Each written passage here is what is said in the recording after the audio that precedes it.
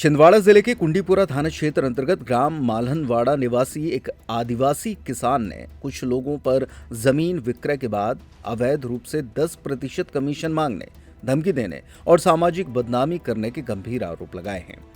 पीड़ित ने इस संबंध में पुलिस अधीक्षक छिंदवाड़ा को लिखित ज्ञापन सौंपकर आरोपियों के विरुद्ध तत्काल अपराध पंजीबद्ध किए जाने की मांग की है।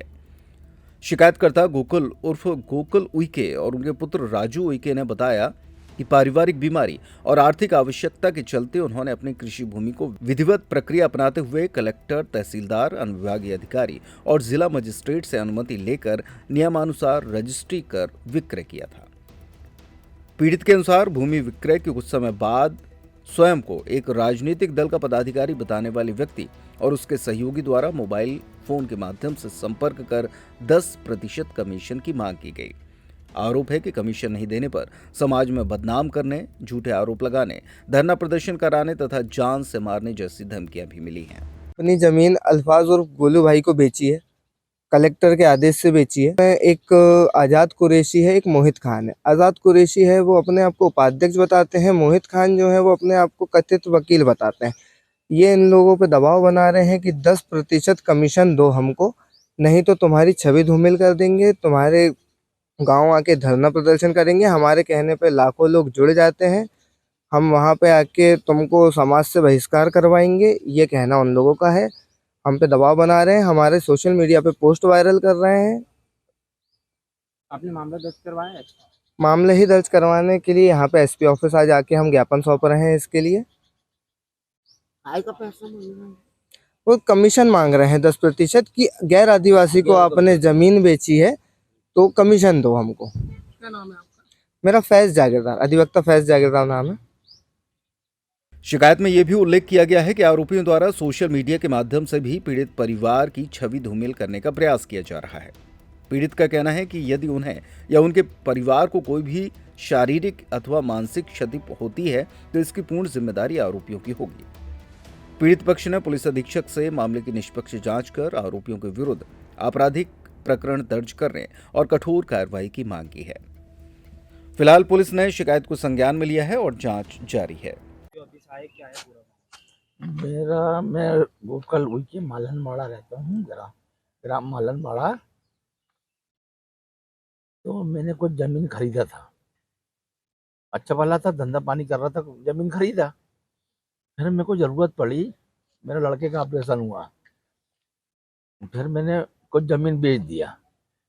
फिर उसके बाद मेरा ऑपरेशन हुआ, फिर पैसे कम पड़े, फिर मैंने बेच दिया। तो मैंने ऐसा कोई गलत तरीके से नहीं बेचा, सरकारी कानून के हिसाब से बेचा। पहले तहसीलदार साहब को आवेदन लगाया, फिर कलेक्टर साहब को आवेदन लगाया, कार्रवाई हुई, उसके बाद फिर मैंने बेचा। आरआई तहसीलदार गए मेरे यहाँ, वो आरआई पटवारी गए, उनने देखे, मुआवजा किए, फिर मैंने बेचा।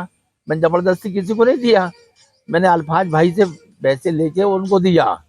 वो आदिवासी का कोई वो है उपाध्यक्ष आजाद कुरैशी करके, वो मेरे पे दबाव बना रहा है, बोले कि तुमने उसको अल्फाज को जमीन बेचे।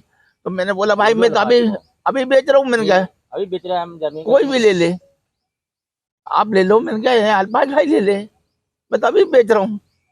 तो इस टाइप से नहीं तो कमीशन दो, नहीं तो तुमको 2-4 लाख रुपए का वो फाइन हो जाएगा, वहां पे ऐसा हो जाएगा, वैसा हो जाएगा। मैंने कहा वो ऐसा धमका रहे हमको। तो मैं वही उससे मतलब यहाँ पे मैं आवेदन देने आया था एसपी साहब को। कहाँ है जमीन आपकी? मालहनवाड़ा में। कितनी है? वो है हमने 20 मतलब 25 एकड़ है। जब 15-16 एकड़ मैंने गोलू भाई को बेच दिया, मुझे जरूरत थी मैंने बेच दिया। मेरी चीज मैंने चोरी करके तो बेचा नहीं, मेरी चीज थी मैंने बेच दिया, खुद की जमीन बेचा। मेरे को जरूरत थी बेच दिया, मैं तो किसी को बेच दूंगा भाई, जब जरूरत है तो कोई भी ले ले। ऐसी क्या जरूरत आ गई थी आपको? लड़के का ऑपरेशन कराया मैंने, मेरा ऑपरेशन हुआ, आपका काय का ऑपरेशन हुआ? किडनी का ऑपरेशन हुआ ना, मेरा किडनी का ऑपरेशन हुआ, मेरा लड़के का ऑपरेशन हुआ, ऑपरेशन हुआ, उसका पेट का भी, छोटा भाई का भी ऑपरेशन हुआ, वो खत्म हो गया, बचा ही नहीं पाया। आपको बीमारी के लिए पैसे लग रहे थे? पैसे लग रहे थे साहब, इस कारण आपने जी जमीन जी जी जी जी जी जी विधिवत से बेचा, पैसे नहीं बेचा मैंने। क्या बोल के डराता था वो? बोले पैसे दो, उन्हें तो मैं कार्रवाई करूंगा, धरना दूंगा, बोले ऐसा कर डरा कितने की मांग कर रहे हैं आपसे? वो 10% मांग कर रहा है, और नहीं तो बोले मैं धरना दूंगा, बोले क्या कमीशन मांग रहा है? कमीशन मांग रहे हैं। गोंडवाना को उपाध्यक्ष बताता अपने आप को। कितने की जमीन बेची है आपने? मैंने 1 लाख की बेचा, 1 करोड़ की, 1 करोड़ की बेचा।